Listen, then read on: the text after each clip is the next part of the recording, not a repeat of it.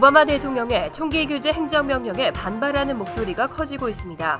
지난 19일 시행을 중지하라는 첫 소송이 제기됐습니다.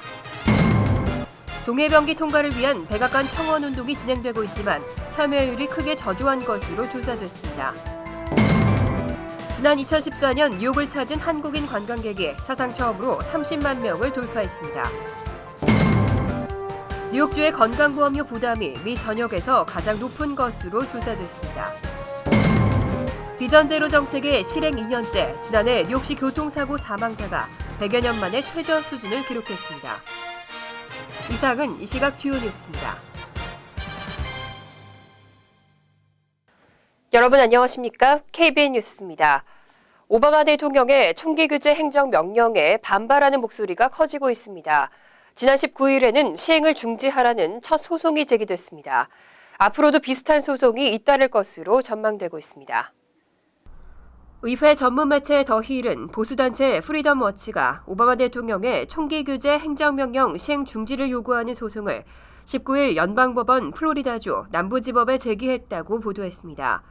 이번 소송은 총기 규제 행정명령에 반대하는 보수 진영과 총기 사용 지지단체들의 첫 소송으로 앞으로 더 많은 유사 소송이 제기될 것으로 전망되고 있습니다. 프리덤 워치는 오바마 대통령이 의회의 동의 없이 총기 관련 규제법을 만들려 하고 있다며 헌법에 규정된 대통령과 행정부의 권한을 남용하고 위배하는 것이라고 주장하고 있습니다. 하지만 더 힐은 전문가들이 소송에도 불구하고 오바마 대통령의 행정명령이 그대로 시행될 것으로 예상하고 있다고 설명했습니다. 행정명령이 총기 사용 자체를 금지하는 것이 아니라 전과자나 정신질환 등의 병력이 있는 사람들의 총기 구매를 차단하고 감독하는 데에 목적을 두고 있기 때문에 헌법에 위배되지는 않는다는 분석입니다. 2017년 국제수로기구의 동해병기 통과를 목표로 백악관 청원 운동이 진행되고 있습니다. 다음 달 5일까지 총 10만 명의 서명을 목표로 하고 있지만 20일까지 고작 3,300명에 그치고 있습니다. 한인들의 더 적극적인 참여가 당부되고 있습니다. 미주 한인의 목소리는 지난 6일부터 백악관 청원 사이트 위더피플에서 동해병기 서명 캠페인을 시작했습니다. 하지만 20일 오후 3시까지 3,382명이 서명한 것으로 조사됐습니다. 하루 평균 241명이 서명하고 있는 셈이지만 마감일이 다음 달 5일인 점을 감안하면 목표 서명자 수인 10만 명에는 크게 못 미칠 것으로 예상됩니다. 이번 청원은 2012년 국제수로기구가 결정을 유보한 동해병기 사안에 대해 미국 정부의 입장을 동해병기 찬성으로 돌려놓기 위해 시작됐습니다. 한국 국민과 750만 해외 한인들이 한마음으로 결집하고 청원 목표를 달성하게 되면 국제수로기구 회원 85개국에게도 큰 압박이 될 것이라는 전망이 나오기 때문입니다. 한편 국제수로기구는 2017년 4월 모나코에서 열리는 회의에서 일본해 명칭 변경 여부를 논의할 예정입니다. 뉴욕을 찾는 한국인 관광객이 점점 늘고 있습니다. 지난 2014년에는 사상 처음으로 30만 명을 돌파했습니다. 뉴욕시가 한국인 관광객 수를 집계하기 시작한 이래 10년 만에 50% 이상 증가했습니다. 뉴욕시 관광청의 뉴욕시 관광객 통계자료에 따르면 지난 2014년 한 해 동안 뉴욕시를 방문한 한국 국적의 관광객은 총 31만 1,000명으로 잠정 집계됐습니다. 2013년 29만 7천 명보다 약 4.7% 늘어난 것으로 뉴욕시가 한국인 관광객 수를 공식 집계한 이래 최다 기록입니다. 10년 전인 2005년과 비교하면 약 10만 명이 늘어나 51.7%가량 증가했습니다. 한편 2014년 뉴욕시를 방문한 외국인 관광객 수는 총 1,200만 명으로 집계됐습니다. 이 가운데 영국이 117만 5천여 명으로 뉴욕 관광객이 가장 많았고 이어 캐나다 106만 명, 브라질 92만 명, 중국 74만 명, 프랑스 73만 명 순으로 조사됐습니다. 한국은 일본 33만 명에 이어 세계에서 12번째로 뉴욕 관광객이 많았습니다. 2014년 뉴욕시를 방문한 총 관광객은 내 외국인을 모두 포함해 총 5,650만 명으로 역대 최다 기록을 세웠습니다. 이 기간 관광객들이 사용한 지출 총액은 약 410억 달러로 집계됐습니다. 뉴욕주는 렌트의 생활비에 뭐든 비싸지 않은 것이 없는 것 같은데요. 건강보험료 부담도 미 전역에서 가장 높은 것으로 조사됐습니다. 1인당 월 평균 보험료가 $366에 달했습니다. 뉴저지 역시 전국에서 5위로 높았습니다. 의료제도 개선을 위한 비영리 단체 카이저 패밀리 재단의 보고서에 따르면 2016년도 오바마 케어 플랜의 실버 등급을 기준으로 뉴욕주에서는 1인당 월 평균 $366의 보험료 또는 연간 $4,392의 비용이 지출되는 것으로 나타났습니다. 여기에 평균 자기 부담금은 $3,000가량으로 아웃 오브 포켓 조항에 따른 본인 부담금 상한선도 $6,850에 이르는 것으로 조사됐습니다. 뉴욕에 이어 두 번째로 건강보험료가 높은 주는 버몬트로 월 보험료는 평균 $469, 연간 $5,628로 뉴욕주보다 높지만 평균 자기 부담금은 $1,425로 뉴욕주의 절반 수준인 것으로 나타났습니다. 뉴저지는 사우스캐롤라이나, 엘라베마에 이어 건강보험 비용이 미 전역에서 5번째로 높았습니다. 뉴저지 주민들은 올해 월 평균 $317 또는 연간 $3,804를 건강보험료로 지출할 것으로 조사됐고 평균 자기 부담금은 $2,500인 것으로 나타났습니다. 지난해 뉴욕시 교통사고 사망자가 100여 년 만에 최저 수준을 기록했습니다. 뉴욕시의 비전제로 정책이 실행된 지 2년째인데 효과가 있다는 분석입니다. 빌 드블라지오 뉴욕시장은 보행자 사고 예방 캠페인 비전제로를 실행한 지 2년째인 2015년 교통사고로 숨진 운전자나 길거리 보행자가 231명으로 집계됐다고 발표했습니다. 통계가 시작된 1910년 이후 가장 적은 수치를 기록했고 비전제로가 시작되기 전인 2013년 297명보다 66명 감소했습니다. 같은 기간 보행자 사망자는 17% 감소한 134명을 기록했습니다. 2011년에 249명과 비교하면 무려 절반가량이나 줄었습니다. 특히 가장 큰 감소폭을 보인 것은 오토바이 사고 사망자로 2014년 37명에서 2015년 22명으로 14명이나 줄었습니다. 자전거 사망자 역시 2014년 20명에서 2015년 14명으로 줄었습니다. 한편 교통사고 사망자의 38%는 노인으로 젊은 사람보다 더 많은 사고를 당하는 것으로 조사됐습니다. 이에 따라 뉴욕시경은 올해부터 시니어 센터 인근 차량 운전자에 대한 특별 단속에 나설 것이라고 밝혔습니다. 올해 첫 단속은 1월 25일부터 31일까지 시행됩니다. 뉴욕시가 안전한 뉴욕을 만드는 데 주력하면서 실제로 뉴욕시의 치안은 예전과 비교하면 많이 좋아졌습니다. 그런데 교도소가 붐비는 부작용도 불러왔는데요. 뉴욕시 의회가 경범죄 처벌 방식을 바꾸는 방안을 추진하고 있습니다. 뉴욕시 의회가 경범죄 처리 방식을 포괄적으로 재편하는 내용의 8개 법안을 이르면 다음 주 내로 도입할 예정입니다. 뉴욕시는 그동안 안전한 뉴욕을 만드는 데 주력해왔지만 강력범죄를 크게 줄이는 대신 감옥이 붐비는 부작용을 가져왔습니다. 경찰의 경범죄자 단속과 체포 건수가 늘면서 심지어 구치소나 교도소가 노숙자 쉼터, 경범죄자 대기소처럼 변질됐다는 비판도 나오고 있습니다. 간단한 재판을 통해 법원이 부과한 수십 달러의 벌금을 내지 못한 무면허 운전자나 지하철, 버스의 무임 승차자까지 교도소에 갇히고 있기 때문이라는 분석입니다. 이에 따라 새 법안이 적용되는 경범죄는 쓰레기 무단 투기나 노상방뇨, 공공장소 음주, 소음과 주차 위반 등이 해당됩니다. 하지만 시의회 관계자는 이런 종류의 경범죄를 모두 범죄에서 면탈시켜주는 것은 아니라면서 좀 더 공정한 처벌로 균형을 잡으려는 것이라고 설명했습니다. 앞으로 뉴욕시에서는 식품업소가 매각돼도 새로운 업주가 기존 종업원을 무단으로 해고할 수 없습니다. 90일은 의무적으로 고용해야 하고 90일이 지나면 명확한 해고 사유가 있어야 해고할 수 있습니다. 뉴욕시 의회는 식품업소를 인수하는 새 업주가 최소 90일 동안은 기존에 채용된 종업원을 해고하지 못하도록 하는 그로서리 종업원 보호 조례안을 통과시켰습니다. 조례안은 내부 연면적이 10,000스퀘어피트가 넘고 식료품 판매가 전체 매출의 절반 이상을 차지하는 업소에 해당됩니다. 뉴욕시 의회는 업소 매매 과정에서 종업원들이 일자리를 잃는 사태를 막고 고용을 보장하기 위해 이번 조례안을 마련했습니다. 조례안을 어길 경우 업주는 벌금 처벌을 받도록 규정됐습니다. 또 적법한 절차를 거치지 않고 해고된 종업원은 소비자보호국 등 시정부 기관에 신고할 수 있고 해당 기관은 조사를 거쳐 업주의 처벌 여부를 결정하게 됩니다.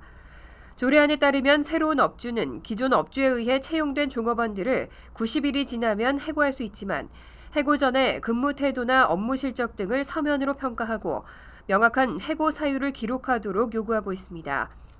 단 업소가 매각되기 전 최소 6개월 전에 채용된 경우만 해당되고 매니저나 감독관 등 간부 직원들은 해당되지 않습니다. 백인 학생들은 아시안 학생에 대해 차갑지만 유능하다는 고정관념을 갖고 있는 것으로 조사됐습니다. 반면 흑인과 히스패닉에 대해서는 게으르다는 편견이 많았습니다. 인종에 대한 차별이 여전하다는 분석입니다. 텍사스주에 있는 베일러 대학이 진행한 이번 연구는 미 전역 27개 명문대학에 재학 중인 898명의 백인 학생들을 대상으로 샘플 조사를 진행한 연방정부의 데이터베이스인 국가청년층 수직조사 자료에서 발췌한 것입니다. 베일러대 교지에 실린 연구 결과에 따르면 아시안 학생들은 유능하지만 경쟁심이 강하고 차가워 백인 학생들이 아시안 학생들을 경계 대상으로 여기는 것으로 나타났습니다. 한편 흑인이나 히스패닉 학생들은 상대적으로 게으르다고 응답하는 등 명문대 백인 학생들 사이에서도 인종에 대한 편견이 여전한 것으로 조사됐습니다. 특히 아시안 학생이 흑인이나 히스패닉 학생보다 더 똑똑하고 성실하며 인내심이 강하다고 평가한 백인 학생일수록 흑인이나 히스패닉은 게으르다는 편견을 가진 경우가 많았습니다. 전문가들은 이러한 연구 결과의 원인으로 미디어의 영향을 지적했습니다. 베일러 대학 연구진들은 수십 년간 미디어들이 아시안을 다른 인종에 비해 상대적으로 개성이 약하고 신분 상승 욕구가 강한 것처럼 그려왔기 때문이라고 분석했습니다. 잠시 후 KBN 뉴스가 계속됩니다.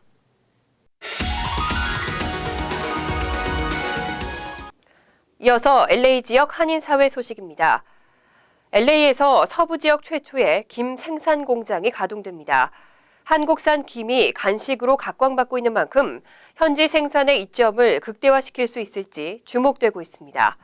김정균 기자의 보도입니다. 미 현지에 생산 라인을 갖춘 김 공장이 LA 인근에 들어섰습니다. 김 팩토리와 합작 투자 회사인 삼해상사는 오늘 산타페 스프링스에서 오픈 행사를 갖고 본격적인 김 생산 가동을 알렸습니다. 17,000 스퀘어 규모의 2개의 자동 김 가공 라인을 보유한 공장은 연간 6,300만 장의 김을 뽑아내며 주류 시장 활로 개척에 기반을 마련할 계획입니다. 미국 메인스트림에 예를 들어서 홀푸드 같은 데에 저희가 오다 생산을 준비하고 있습니다. 지난해 미국에 수출된 김이 6,700만 달러로 대일본 수출액을 앞지른 데다 최근엔 반찬이 아닌 간식으로 미국인들에게 인기를 끌고 있어 현지 생산의 효과는 예상보다 더 클 것으로 기대됩니다. 우리가 작년에 미국에 수출한 그 식품 전체가 한 7억 5천만 불 정도 되는데 그중에 이 김 한 품목이 10%를 차지했다 이렇게 볼 수가 있겠습니다. 특히 한국에서 가공 수입되는 김 제품이 소비자들에게 전달되기까지 3, 4개월이 소요되는 만큼 현지 생산은 신선도 높은 제품을 공급할 수 있는 중요한 역할을 할 것으로 예상됩니다. 일부 설비들은 한국에서 개발된 지 얼마 안 된 설비가 여기 들어와서요. 실제로 저희 공장보다 생산성이 15% 정도 높은 설비가 들어와 있습니다. 식품류 중 대미 수출 1위 품목으로 자리 잡은 김이 최초의 현지 생산을 통해 한식을 알리는 또 다른 발판이 될지 귀추가 주목됩니다. MBC 뉴스 김정균입니다. 월드 리포트입니다. 특정인의 신상을 인터넷에서 찾아낸 뒤 무차별 공개하고 피해를 입히는 것을 신상 털기라고 하는데요. 중국에서는 지하철에서 먹던 닭발의 뼈를 버린 여성이 지나친 신상 털기의 피해자가 됐습니다. 상하이 지하철에서 한 여성이 주변 승객들과 말다툼을 벌입니다. 여성이 손에는 닭발 봉지가 들려 있습니다. 먹고 난 뼈를 바닥에 버리다 승객들과 다툼이 벌어진 겁니다.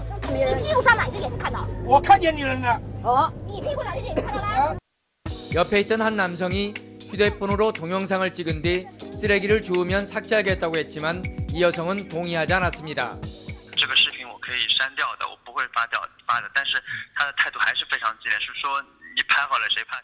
결국 동영상은 공개됐고 네티즌들이 신상 털기가 시작됐습니다. 이름은 물론 직업이 바이올린 선생님. 심지어 지난 2012년도에 한 방송사의 선보는 프로그램에 출연한 사실까지 밝혀졌습니다. 중국이 SNS인 웨이보에는 이 여성의 이름을 도용한 사과의 글도 올라왔습니다. 这两天呢，我觉得呢，有一些冒充我的人在网上面注册我的名字呀，等等之类。 동영상이 인터넷을 뜨겁게 달구자 유력 방송사들도 앞다퉈 보도하고 있습니다. 여성은 점심 먹을 시간이 없어 지하철에서 간식을 먹었을 뿐 잘못이 없다는 입장입니다. 공중 질서를 지키지 않은 사람을 공개 망신 주는 게 맞는지, 지나친 신상 털기가 사생활 침해는 아닌지 중국에서는 지금 찬반 논란이 뜨겁습니다. 월드리포트 고주룡입니다. 간추린 소식입니다. 뉴욕 차일드 센터 아시안 클리닉이 어제 블루크로스 블루실드 재단으로부터 32,000달러 기금을 받았습니다. 기금은 퀸즈 일대 아시안 아동들이 양질의 정신건강 서비스를 받을 수 있도록 아시안 정신건강 증진과 약물 남용 치료를 위해 쓰여집니다. 뉴욕 차일드 센터 아시안 클리닉은 지난해 191명의 아시안 아동들에게 상담 프로그램을 진행했고 그중 87%가 치료 목표를 달성했습니다. 세관 국경보호국은 19일 뉴욕 JFK 공항에 생체공학 기술을 사용한 새 안면인식 스캐너를 설치한다고 발표했습니다. 스캐너는 사람의 얼굴을 먼저 스캔하고 여권의 사진과 대조하게 됩니다. 하지만 스캔 후 저장된 이미지는 인권 보호를 위해 특별한 상황이나 조사가 필요한 경우를 제외하고 전부 삭제됩니다. 안면인식 스캐너는 지난해 워싱턴 덜레스 국제공항의 시범 운영에서 우수하다는 평가를 받았습니다. 퀸즈의 일부 자동차 딜러들이 옵션을 몰래 끼워 팔거나 무료라고 속여 팔아온 혐의로 무더기 적발됐습니다. 코펠 자동차의 닛산 스바루, 마츠다, 폭스바겐 등의 매장과 코펠 오토그룹 등은 1,400여 명의 고객에게 끼워 팔기를 한 혐의로 뉴욕주 검찰에 적발됐습니다. 이런 방식으로 1년 넘게 가로챈 금액은 100만 달러에 달하고 피해 고객들은 한 명당 서비스 명목으로 2,000달러 이상 더 높은 가격을 지불했습니다. 지난해 온라인에서 가장 많이 사용된 비밀번호는 1234566이었던 것으로 조사됐습니다. 월스트리트저널은 비밀번호 관리 애플리케이션을 만드는 스플래시 데이터가 해커들이 온라인에 올린 노출 비밀번호 200만 건을 분석한 결과 1위에는 123456이 올랐다고 보도했습니다. 2위는 패스워드, 3위에는 12345678이 올랐습니다. 전문가들은 단순한 형태로 비밀번호를 설정하면 해킹에 노출될 위험이 크다고 지적했습니다. 환율과 증권 소식입니다.